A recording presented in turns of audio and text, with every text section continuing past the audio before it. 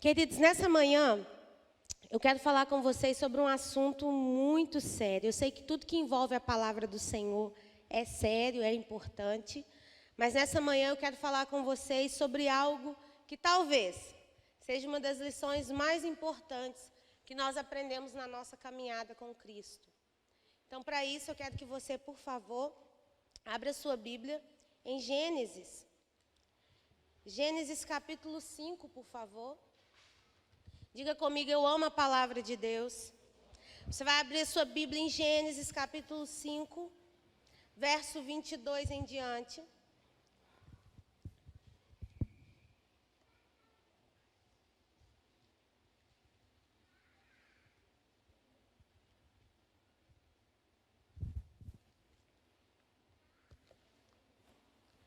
Quem achou, diz achei. Antes de nós lermos este texto, você vai olhar para o seu vizinho e vai perguntar para ele, quanto custa? Não, mas faz sinal assim para ele, quanto custa? Ele vai perguntar, quanto custa o quê? Você vai perguntar para ele, quanto custa caminhar com Cristo? Hoje eu quero falar para vocês sobre a vida de 4 homens que entenderam que caminhar com Cristo tem um custo. Então, quanto custa a presença de Deus em nossas vidas? Quanto custa a presença de Deus ao nosso lado? E é sobre isso que eu quero falar nessa manhã. Gênesis capítulo 5, verso 22 em diante. Diz assim, andou Enoque com Deus, depois que gerou a Matusalém, viveu 300 anos e teve filhos e filhas. Todos os dias de Enoque foram 365 anos. Andou, verso 24, Enoque com Deus, e já não era, porque Deus o tomou para si. Mais uma vez, andou Enoque com Deus, e já não era, porque Deus o tomou para si. Às vezes eu costumo fazer algumas perguntas um pouco estranhas para o Senhor, né? E essa é uma das perguntas que normalmente quem não fez ainda vai fazer. Senhor, qual é o preço que eu preciso pagar? Qual é o custo? Quanto vai me custar caminhar contigo? Quanto eu vou ter que pagar, renunciar, para ter Deus na minha vida e caminhando comigo? Nós sabemos que em Cristo Jesus tudo já foi pago, amém? Nós sabemos que Jesus Cristo, Ele veio e pagou a nossa dívida. Ele nos comprou com um alto preço, preço de sangue. Mas nós vamos entender que ao longo da Bíblia, alguns homens, eles se destacaram porque eles entenderam que existe um custo. Caminhar com Deus e ter a presença de Deus em nossas vidas tem um custo. Então diga comigo, existe um custo a ser pago. E isso não mudou na nova aliança. Existe um sacrifício em nós, existe um preço em nós que nós iremos pagar todos os dias ao longo da nossa caminhada. O próprio Jesus vai dizer para os seus discípulos, aquele que me ama, né, negue-se a si, tome a sua e siga-me. O tomar a sua cruz significa um preço. O tomar a sua cruz significa uma série de renúncias. E eu quero falar para vocês nessa manhã sobre 4 homens que entenderam o custo que tinha ter a presença do Senhor. E o primeiro, gente, ele é Enoque. O nome Enoque significa dedicado, aquele que se dedica. E vai dizer então que ele andava com Deus. Diga comigo, Enoque andava com Deus. E esse termo andar, esse verbo andar, tem a ver com um estilo de vida, com um modo de se comportar. Andar com Deus significa fazer todas as coisas na companhia de Deus. Andar com Deus significa viver todos os dias com a consciência da presença de Deus. E vai dizer que este homem, então, aos 65 anos, teve um filho, Matusalém, e que dali para frente ele começou a andar com Deus, andar tanto com Deus, que Deus o tomou para si. E vai dizer que ninguém mais viu Enoque, porque Deus o havia tomado para si. E esse termo tomar tem a ver com levar embora. Sabe alguém que caminhou tanto com Deus que Deus disse assim, vem ficar comigo logo, porque eu e você já somos um. Então Deus leva Enoque embora para morar com ele. Né? Deus pega Enoque, traz Enoque para junto de si. E este homem então entendeu que o custo da presença de Deus para ele era uma vida inteira. Então, quanto custou para Enoque a presença de Deus? Uma vida. E para cada pessoa, a caminhada com Cristo lhe custará algo. E o meu propósito nessa manhã é fazer você entender quanto custa para você a presença de Deus. Esse Enoque, então, significa dedicação. E algumas pessoas só entenderão quanto vale a presença de Deus dedicando-se a Ele todos os dias. A nossa dedicação revela o nível de importância que aquilo tem para nós. Se você dedica parte do seu dia para leitura, você está dizendo que conhecimento é muito importante para você. Se você dedica uma vida inteira para aparência, né, você está dizendo que aparência é algo muito importante para você. Se você dedica a sua vida, né, a qualquer área, a qualquer profissão, a qualquer hobby, você está dizendo que aquilo é muito importante para você. O que era importante para Enoque? Andar com Deus. O que importava para Enoque? Caminhar com o Senhor. Então, o primeiro passo para nós entendermos o custo da presença de Deus é o quanto nós somos capazes de nos dedicar ao Senhor. O quanto nós somos capazes hoje, igreja, de dedicarmos o nosso tempo a Deus. Porque o tempo gasto diz muito sobre o que está no nosso coração. Quanto nós somos capazes, eu gostaria que você pensasse nessa manhã, quanto nós somos capazes de nos dedicar ao Senhor. Quanto nós somos capazes de entregar para Deus. O segundo homem na Bíblia que entendeu isso foi Noé. No capítulo 6, do outro lado da página, Gênesis capítulo 6, verso 8 e 9.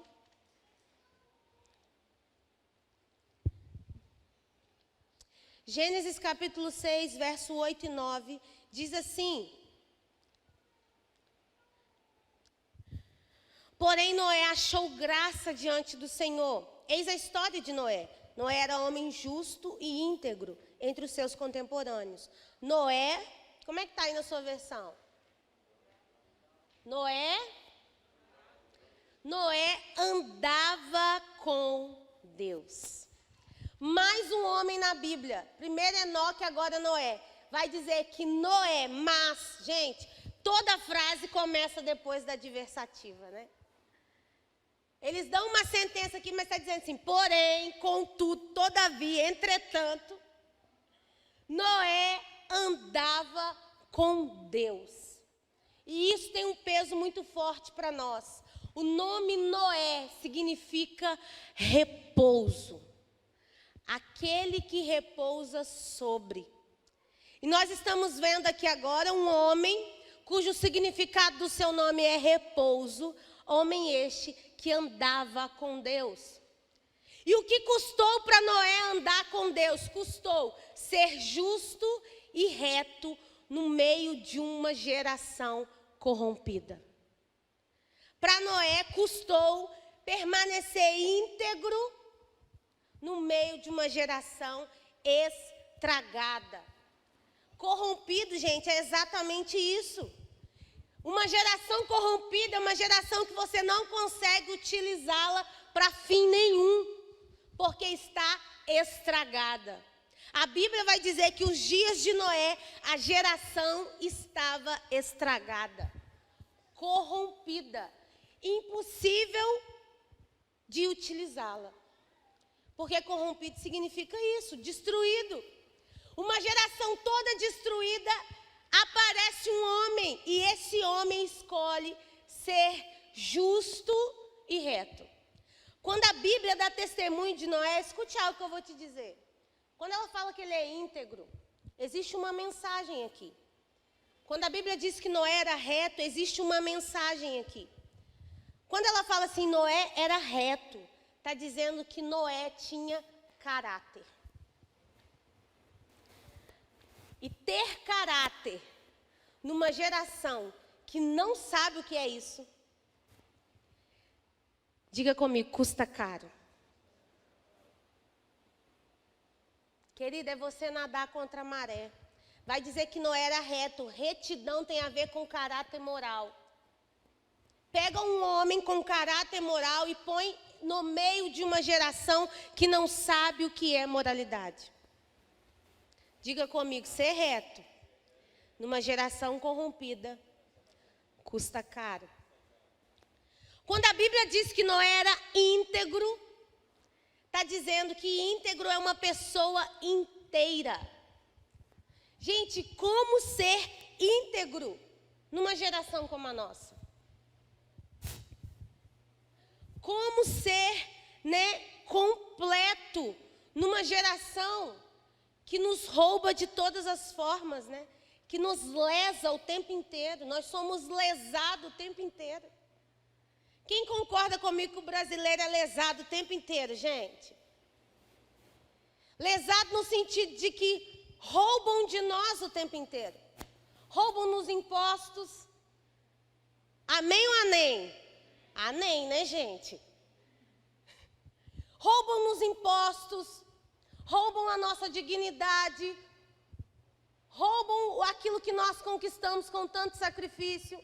E Noé estava dizendo, a Bíblia está dizendo, este homem era completo, no meio de uma geração estragada. E eu quero profetizar algo para vocês nessa manhã. O Senhor quer fazer de nós servos e servas completos, no meio de uma geração corrompida. Eu posso ouvir um glória a Deus? Então presta atenção. Noé, então, o que custou para ele?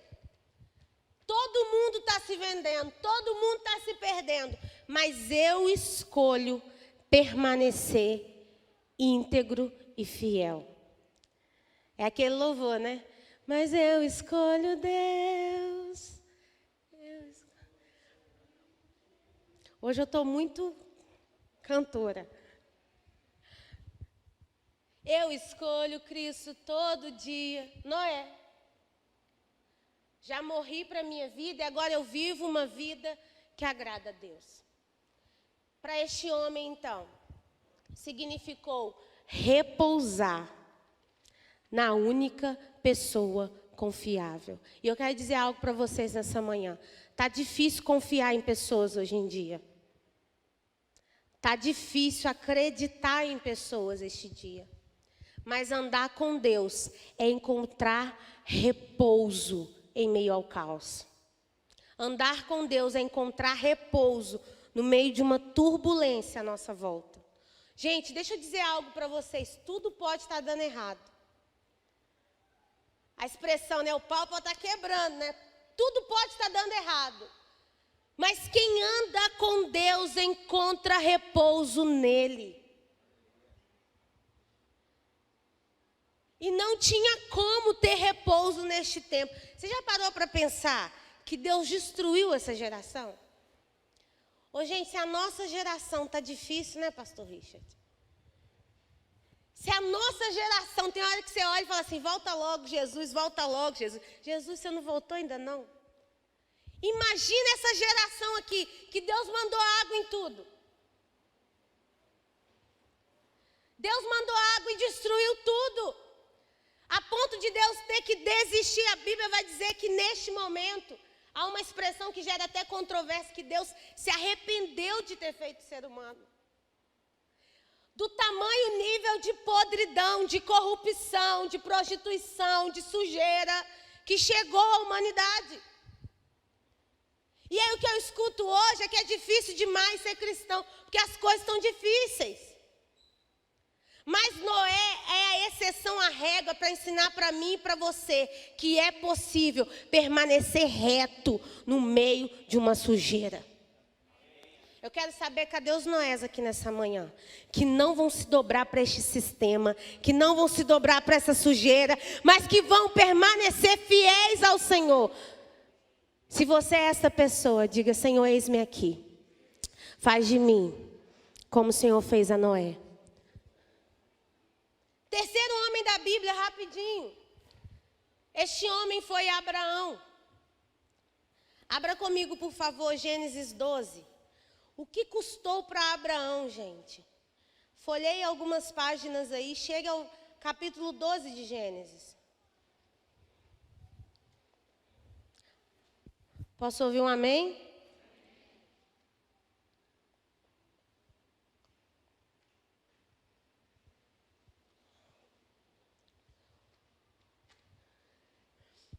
Talvez para você nessa manhã, andar com Deus signifique se dedicar mais a Ele. Mas talvez você já se dedica. E andar com Deus para você nessa manhã signifique encontrar repouso nele. Gente, os dias são maus. E o que Satanás quer é que o nosso coração perca o equilíbrio. Que o nosso coração perca a paz. E o que o Senhor está dizendo é: eu tenho repouso para o meu povo. Terceiro homem da Bíblia que encontrou o custo de andar com Deus foi Abraão. Abraão, no capítulo 12 de Gênesis, acompanhe comigo. Verso 1 diz assim: ora, disse o Senhor a Abrão: sai da tua terra, da tua parentela e da casa de teu pai, e vai para a terra que te mostrarei. E de ti farei uma grande nação, e te abençoarei, e te engrandecerei o teu nome, se tu uma bênção. Verso 24, vai comigo lá para o 24. Perdão, capítulo 24. Pula um pouquinho, vai lá, capítulo 24.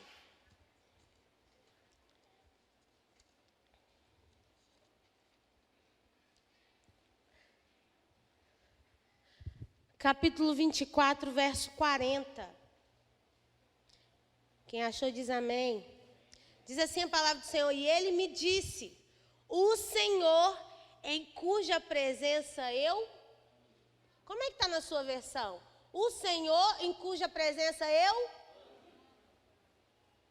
Espera aí. Enoque andava com...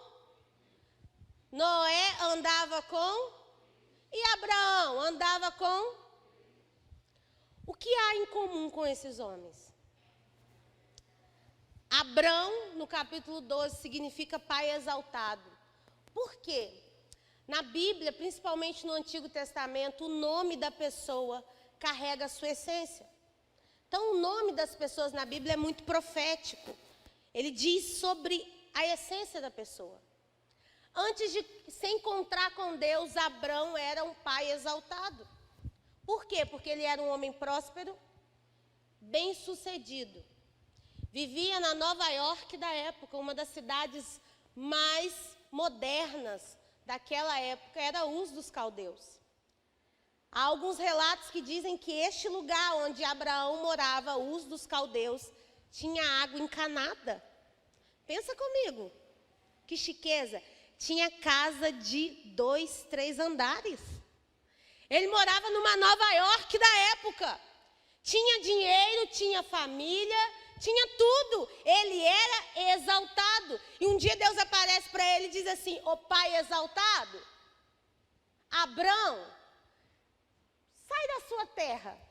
A gente às vezes lê essa palavra e pensa assim: não, mas Abraão não tinha nada, estava no lucro. Mas Deus olha para um pai exaltado, numa cidade rica, cheia de prosperidade, e diz assim: abre mão disso, deixa a sua parentela, deixa a sua casa, deixa seus amigos, deixa tudo e vem comigo para onde, não sei. O que custou para este homem se tornar quem ele se tornou? Primeiro, abrir mão da exaltação. Abrir mão das conquistas. Ô, gente, eu estou falando isso daqui, eu não tenho muita coisa não, pastor Richard. Eu estou conquistando ainda. Mas eu fico imaginando, se Deus pede o pouco que eu tenho, gente, tudo assim, Maressa, me dá sua Juliana. Eu tenho uma Juliana, né, gente? Me dá sua Juliana. Me dá isso, me dá aquilo. Eu já fico pensando assim, que dói. Quem concorda que dói? Você não precisa ser apegado aos bens para doer, né, pastor Richard? E Deus fala assim, larga a sua Nova York e vão comigo para o deserto? Você tem como largar sua água encanada, sua casa de 2 andares e vir comigo para uma terra que... O que tem? Nada. E o que eu vou ganhar? Nada. O que vai ser? Não sei, mas tem uma promessa sobre a sua vida. E eu vou fazer de você uma grande nação. E tu será uma bênção. Em ti serão benditas todas as famílias da terra. O que custou para Abraão foi abrir mão da sua casa, do seu pai, da sua família, da sua terra, dos seus bens, das suas conquistas. E às vezes a gente fica perguntando, o que Deus tem com esse povo judeu, né? Todo judeu é próspero, todo judeu é rico. Um dia um homem abriu mão das suas riquezas para que a sua descendência pudesse usufruir das bênçãos de Deus. Isso é muito forte. Eu tenho certeza que se Deus olhar para o pastor Richard e falar assim, pastor Richard, abre mão de tudo que você tem. Você tem muita coisa, né, pastor Richard? Ele não tem cara de rico, gente? Levanta aqui, pastor Richard, vou te expor agora. Muitos Bolsonaro, gente. Vem cá. Olha a cara de rico do pastor Richard. Tira a máscara para o povo ver. Essa barba é só de quem? Cifrões. Pastor Richard, rico. Pastor Richard, você é dono de todos os BHs em Belo Horizonte. Dono das drogarias Araújo. Olha fazendo propaganda, ó. Pode cortar isso aí. Dono do supermercado e das farmácias. Muito dinheiro, né? Muito dinheiro. Muito dinheiro. E Deus fala para você, pastor Richard, eu quero tudo. Você vai ficar sem nada. Para onde eu vou? Não, você vai comprar uma passagem. Com quem? Sozinho. Não pode levar ninguém. Eu quero que você venha sem nada. Mas eu tenho uma promessa para você. Suas filhas, daqui a algumas décadas e séculos, sua descendência, ela vai provar da minha fidelidade por causa dessa atitude hoje. O que você faria, pastor Richard? Ele é muito crente, gente. Ó. Eu obedeceria o Senhor, né? Aplaude o Senhor pela vida dele, gente. Se Deus fala isso comigo, eu ia falar assim, Deus, 1 ano de férias primeiro, 3 cruzeiros, Gramado, depois nós negocia. Mas a verdade é brincadeiras à parte, gente. Às vezes a gente tem a tendência de achar que esses homens eram super-homens. Que eles nem gente era. A gente olha para Abraão, eu olho para Abraão e falo, esse homem não... CC não tinha, né, gente? A gente pensa que nem gente é. E o que Deus está dizendo, Maressa, a diferença de Abraão para você é só o tempo. Porque a mesma capacidade que eu dei para ele, eu dotei você com ela. E a gente precisa parar de dar desculpas. E ficar só admirando a história desses homens. E começar a fazer história como eles fizeram. Eu posso ouvir um glória a Deus? E a gente começa a achar que esses homens estão muito distantes de nós.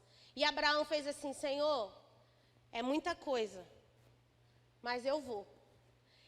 E alguns capítulos depois ele vai dizer, o Senhor em cuja presença eu...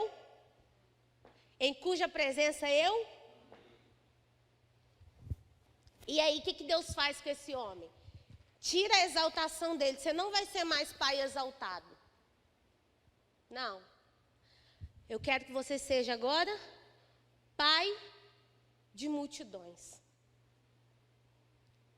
Abraão, eu vou usar a sua vida para abençoar uma descendência que você não pode contar. Eu vou abençoar e a sua descendência será como a areia da praia, a areia do mar. Não tem como contar. Mas você vai precisar abrir mão hoje. Deus trabalha com a gente a longo prazo. O problema é que a nossa geração quer tudo Nós somos imediatistas. E com Deus, querido, a gente só saca a longo prazo. Nós renunciamos hoje. E a bênção dessa renúncia não vem amanhã. Não vem depois da manhã. Faz parte de uma caminhada com Cristo, amém? Quantos estão dispostos a andarem com o Senhor? Então Abraão vai dizer, o Senhor em cuja presença ando. Quer dizer, o Senhor para quem eu vivo. O Senhor a quem eu presto e entrego a minha vida. Gente, andar com Deus é viver de maneira que agrade o Senhor. É modo de vida. Quarta e última pessoa da Bíblia, o louvor, a Camille pode vir. Deus faz deste homem, além de pai de multidões, Abraão. Ele vai chamar Abraão de amigo. E vai dar um título para esse homem que só ele tem. Pai da.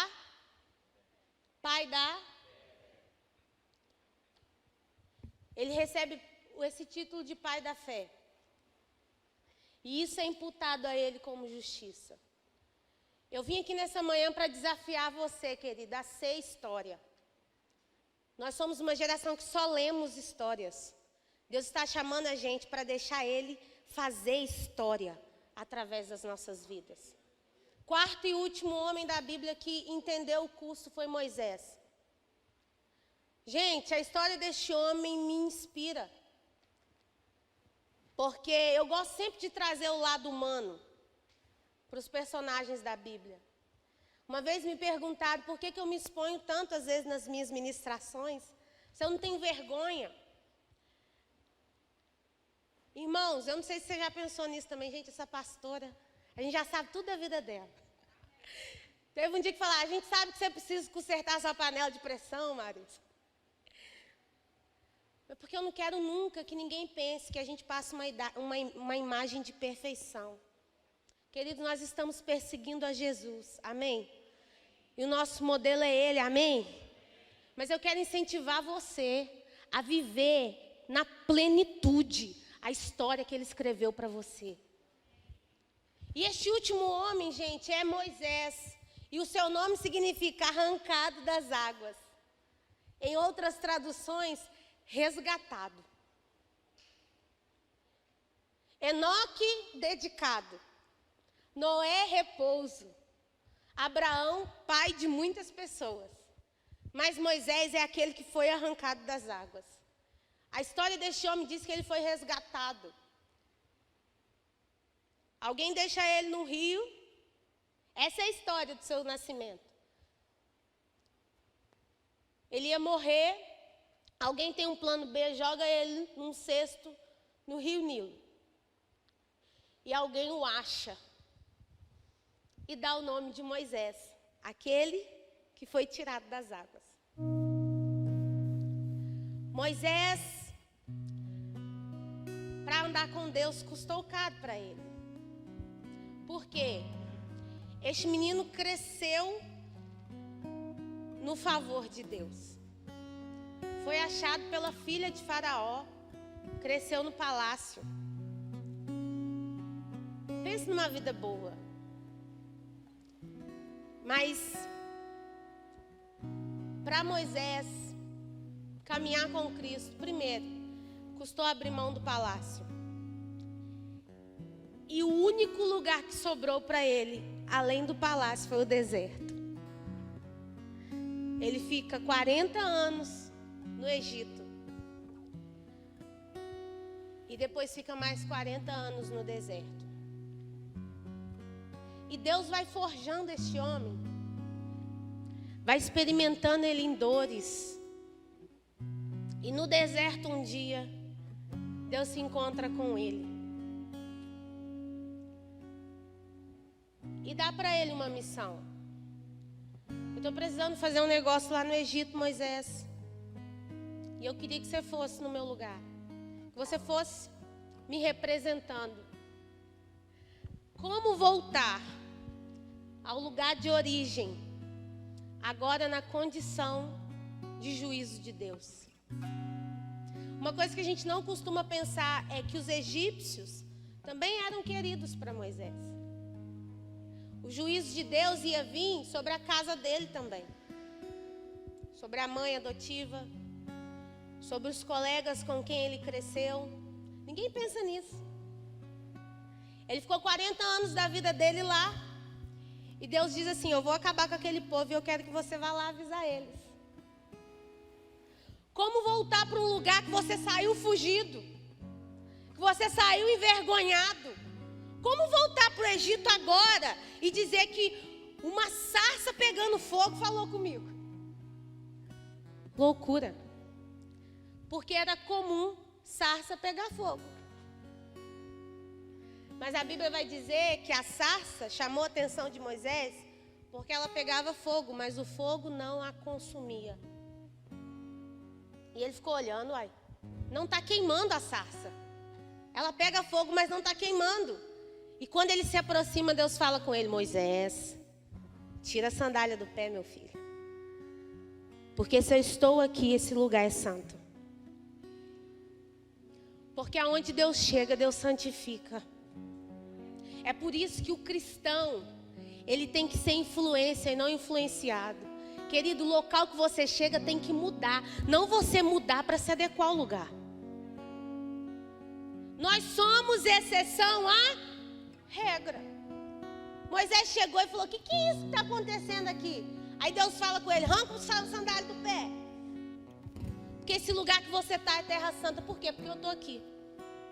E eu quero dizer que Deus está na sua vida. Por isso você foi chamado para ser santo. Por isso você foi chamado para ser diferente.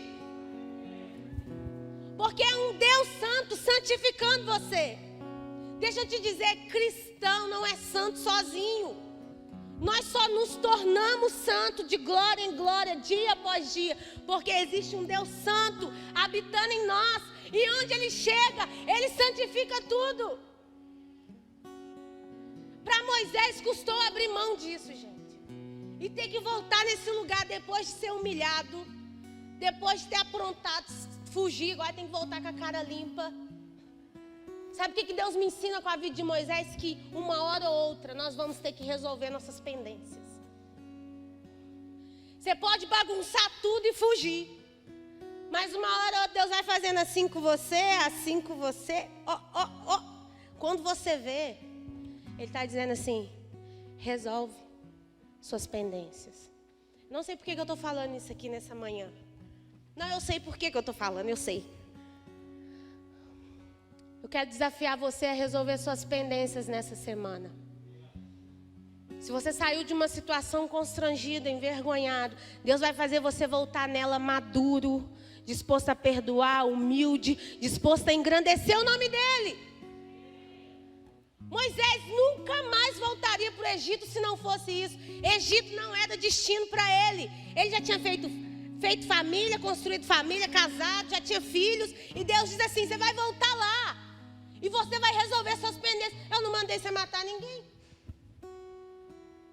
Porque o nosso Deus é um Deus que ama resolver pendências. E este homem volta. Deixarão ir comigo, Senhor.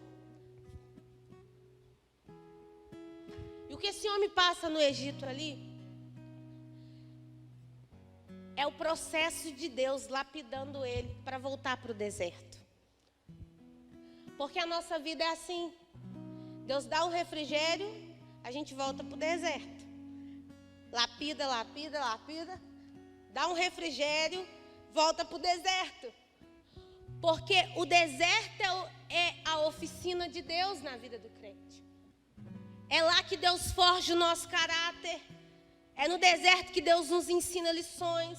É no deserto que Deus mostra em nós as áreas que precisam ser transformadas. E o que esse homem ganha fazendo tudo isso? Olha o que diz em Êxodo 3:11. E falava o Senhor a Moisés. Vou deixar você achar. Quem já achou? Êxodo 3:11. Quando você achar e ler, você vai dar um glória a Deus. E falava o Senhor a Moisés. A Moisés. Quem leu, dá um glória a Deus. E falava o Senhor a Moisés face a face, como quem fala com um amigo. O Senhor resgatou Moisés lá daquelas águas e fez dele um amigo. E o Senhor te resgatou, querido, da podridão do pecado, do lamaçal do pecado, para ter em você um amigo, para ter em você uma amiga. Eu não sei quanto vai custar para você, mas eu quero dizer uma coisa para vocês nessa manhã. A presença de Deus, ela não é medida por méritos. A presença de Deus não é medida por títulos. Ah, gente, se fosse assim. A presença de Deus não é medida pela nossa meritocracia, pelas nossas conquistas, pelo quanto a gente sabe da Bíblia, não. A presença de Deus, ela é medida por quanto o nosso coração está disposto a agradá-lo.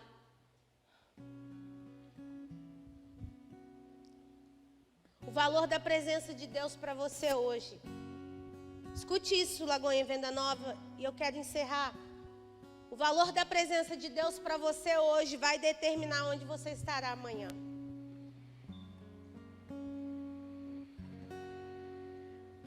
Eu quero terminar com uma frase que Davi diz. Eu gosto muito da vida de Davi. Eu acho que é o personagem mais nu e cru da Bíblia, né? Mais igual nós. E Davi diz algo em 2 Samuel 24:24. Ele errou feio aqui nesse capítulo. Depois, quando chegar em casa, anote aí para você ler. 2 Samuel 24. Davi pisa na bola feio aqui, gente. E Deus fica tão bravo que fala que vai matar todo mundo. Ele pisa na bola e ele precisa amenizar a situação dele com Deus. E ele vai comprar um lugar para fazer daquele lugar o altar e a casa de Deus. Mas no verso 24 ele vai dizer assim: não oferecerei ao Senhor, o meu Deus, holocaustos que não me custem nada. Olha o que esse homem está dizendo. Não, se é para Deus, tem que me custar algo. Eu não vou oferecer para Deus algo que não me custe. Porque o homem queria dar para ele a terra. E ele disse, não, eu faço questão de pagar. Porque se é para o meu Deus, tem que me custar algo. E eu queria que vocês se colocassem de pé nessa manhã. A equipe de louvor pode vir.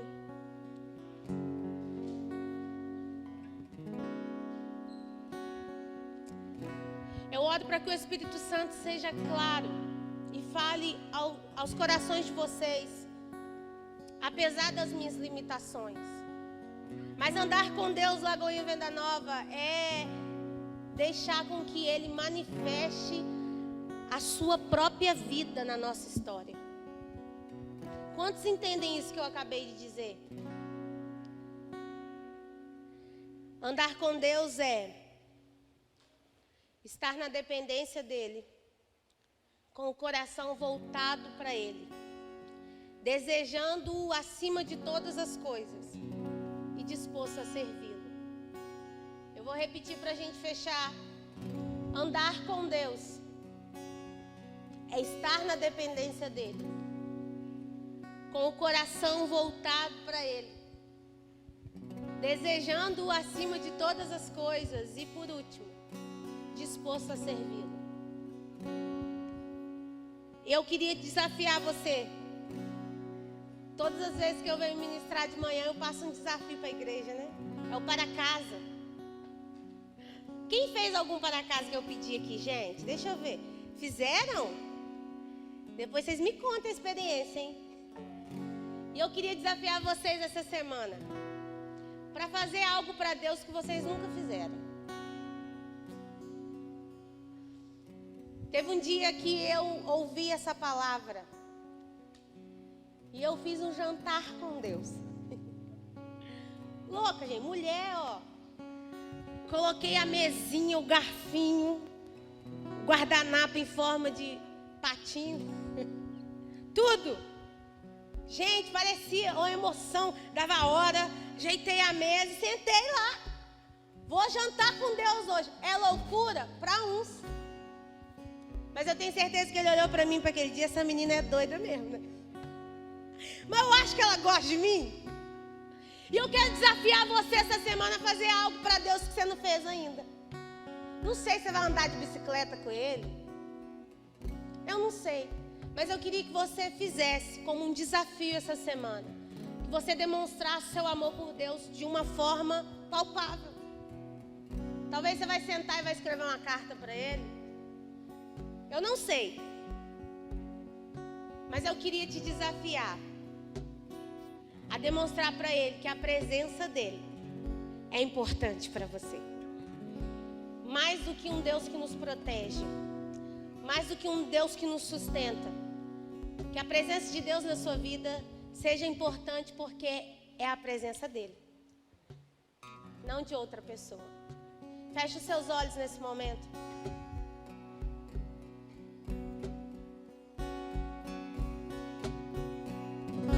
Toma-me, rendido estou, aos pés da cruz me encontrei. O que tenho te entrego, ó Deus.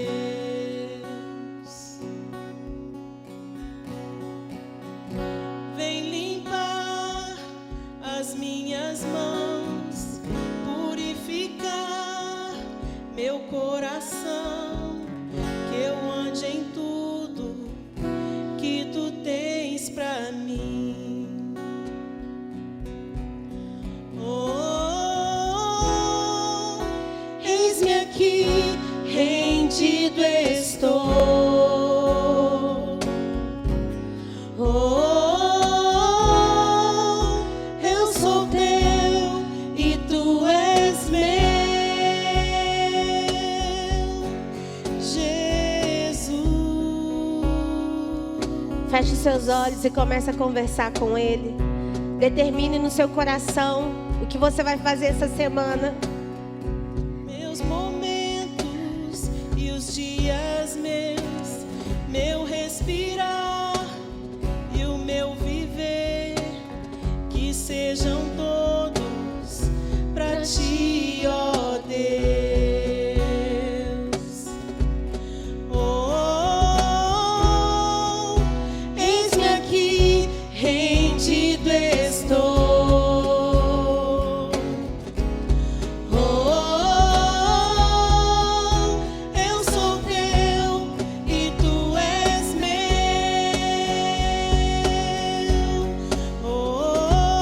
Pode declarar isso? Eis-me aqui, rendido estou. Oh, eu sou teu e tu és meu.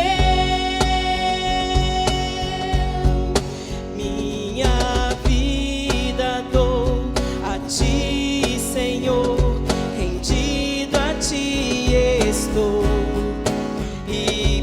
Sempre cantarei, faz em mim o teu querer. Minha vida dou a ti, Senhor, rendido a ti estou. E pra sempre cantarei, faz em mim o teu querer. Senhor, nós oramos nessa manhã, Pai. Ah, Senhor, eu sei que a Tua palavra convence o homem do pecado, da justiça e do juízo. Ah, Deus, eu sei que o Senhor é capaz de falar, Senhor, muito melhor os corações da Tua igreja. Ah, Deus, o Senhor é capaz de ultrapassar a minha simplicidade, Senhor. O Senhor é capaz de ultrapassar as minhas limitações e falar, porque é o Senhor quem fala. É o Teu Espírito Santo que toca, Senhor. É o Teu Espírito Santo que faz, Deus. Ah, Deus, que Lagoinha Venda Nova entenda nessa manhã que nós não somos nada sem a Tua presença.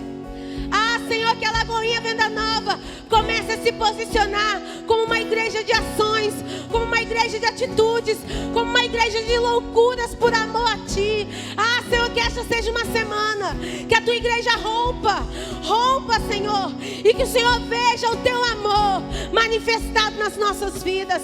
Eu oro, Pai, eu oro por corações ardendo por mais a Tua presença. Deus, toda frieza espiritual, em nome de Jesus, perca espaço agora para a Tua presença em nós. Toda frieza, toda apatia, Deus, todo desânimo, eu dou uma ordem agora no mundo espiritual. Parta em retirada agora, em nome de Jesus. Toda tristeza, Senhor, toda preguiça, Pai. Ah, Senhor, em nome de toda passividade, Pai, eu repreendo agora no nome de Jesus. E eu te peço agora, renova as forças da Lagoinha Venda Nova. Começa a renovar. E você que está sentindo a presença dEle, começa a glorificar, querido. Enquanto você glorifica, Ele te enche. Abra a tua boca, Lagoinha Venda Nova, e adore ao Senhor nessa manhã. Começa a dizer: louvado seja o nome do Senhor. E eu te peço, Pai, em nome de Jesus, encha a tua igreja para a glória do Teu nome. Em nome de Jesus. Amém. Se você recebeu essa palavra, aplauda o nome do Senhor. Aleluia.